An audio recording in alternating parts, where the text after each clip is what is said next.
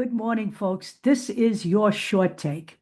So, we're going to have a little conversation today about authoritarianism and fascism and Nazism, because that's what's going on here in America. So, let me just say this, okay? We're going to start off with a discussion of, once again, Charlie Kirk and Donald Trump. Donald Trump cares only about one person, and that is Donald Trump. Okay, we've pretty much established that fact.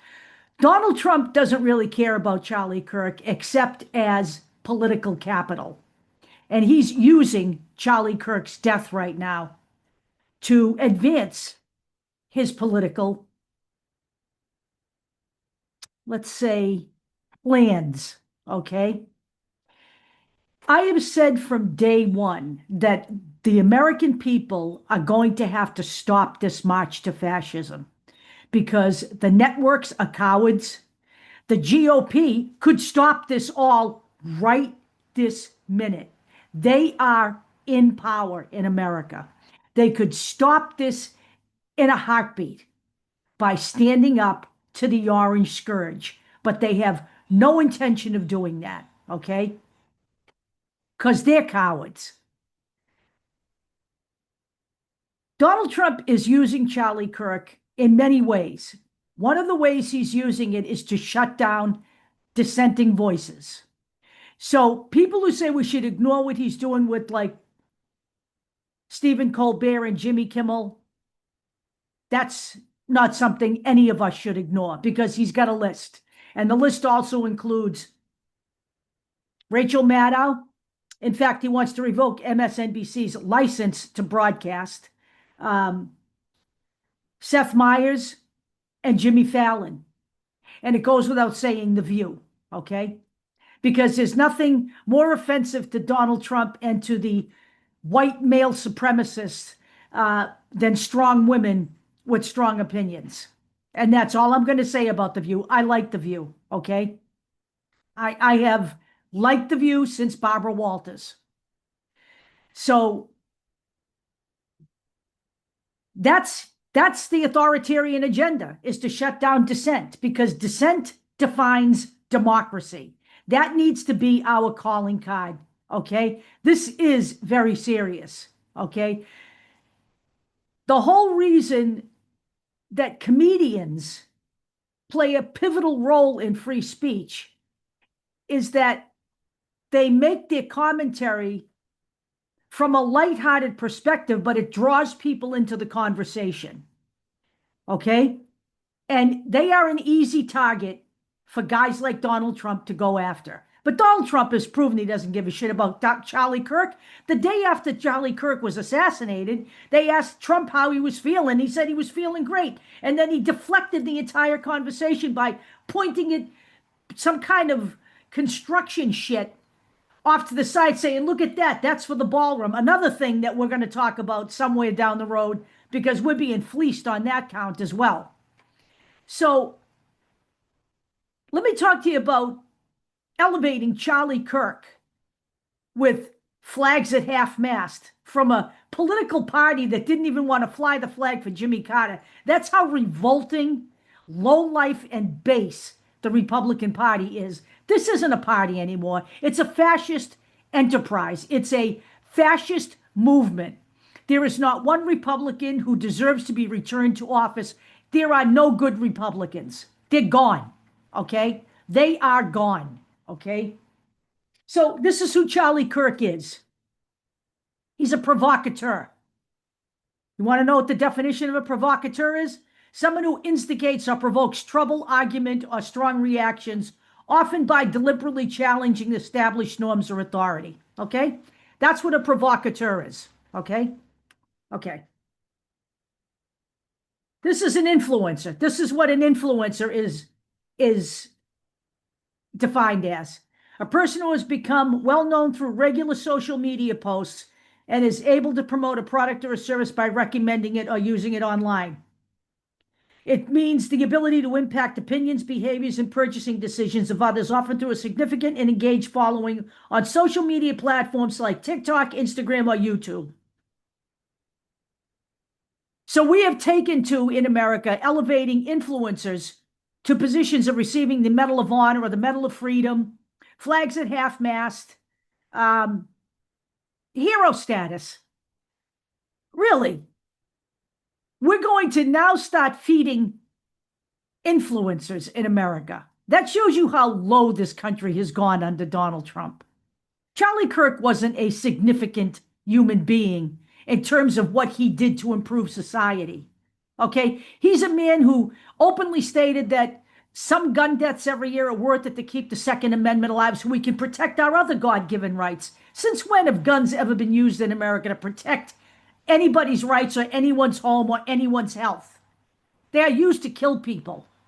And there have been plenty of mass killings in America since Columbine. And yet the Republicans refuse to do anything about that.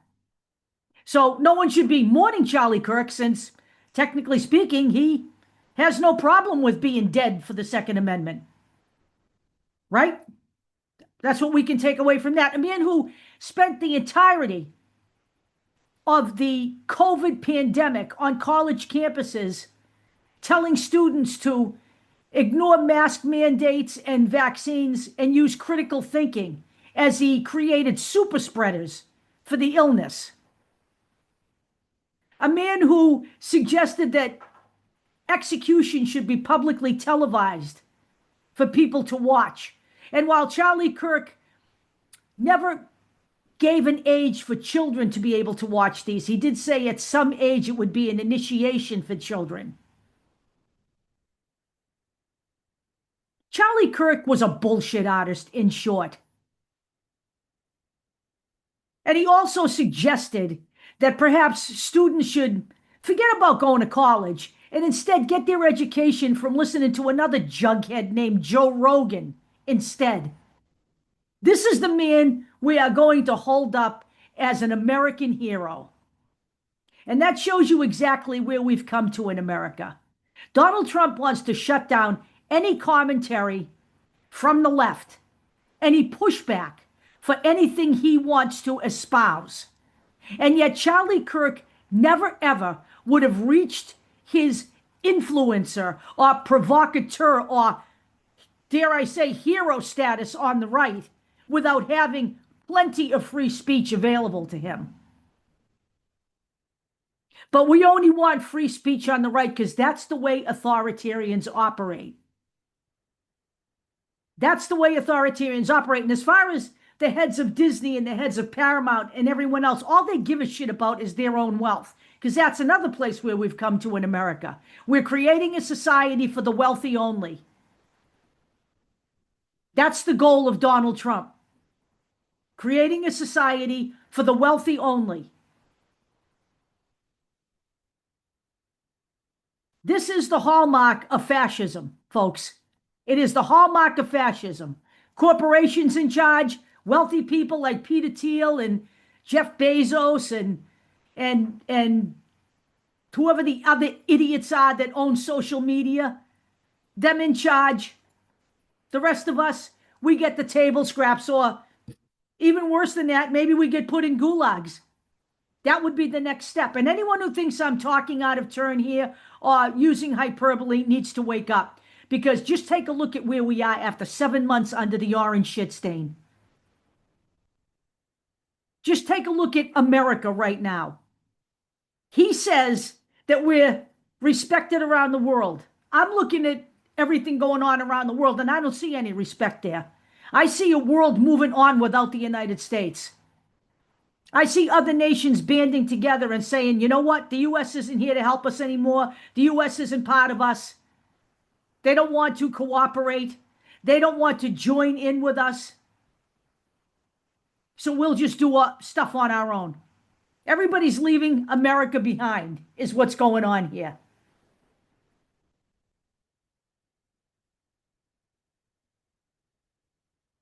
That's what's going on in America right now. We're becoming insular. We're becoming insulated. We're becoming detached from all of our allies.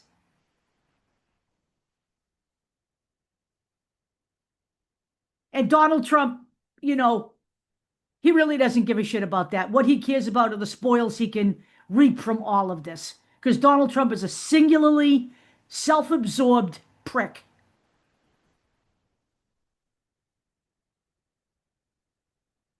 So no, we can't sit by and allow him to shut down all these voices without standing up. October 18th, okay?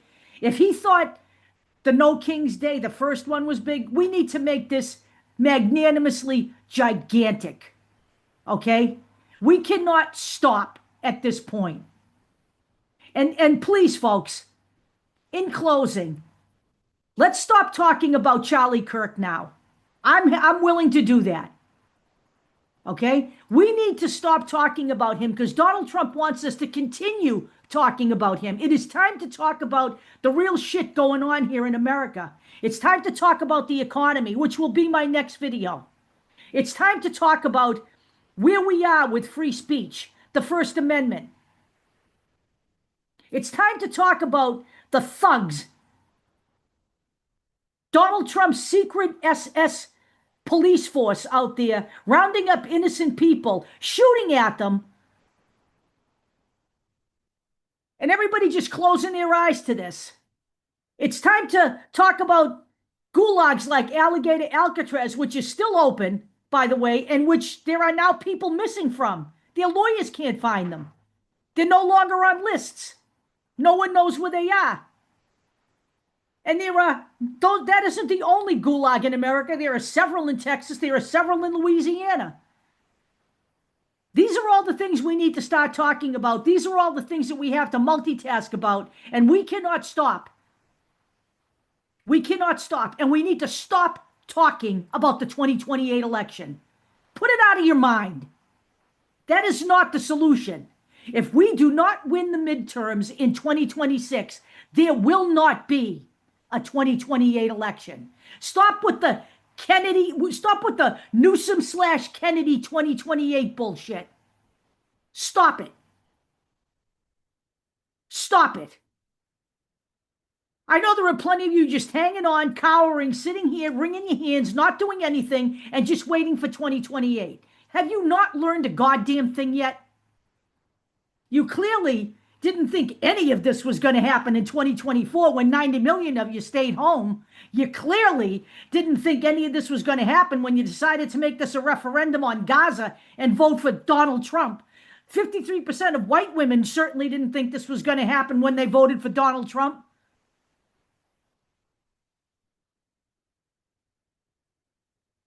You must be able to see it by now. Forget 2028. 2026, we need the House and the Senate. We make him a 2-year president. He gets nothing out of the Democratic Party. They aren't perfect, but they're not batshit crazy, and they're not fascists and Nazis either. No Democrat ever tried to shut down Breitbart, tried to shut down Fox, tried to shut up Joe Rogan, tried to shut up Charlie Kirk. But that is exactly what the right wing is trying to do here in America. Get a clue. Wake up. Start fighting. Stop hoping. Stop bringing your hands. Stop talking 2028. The fight is right now. I'll talk to you all later.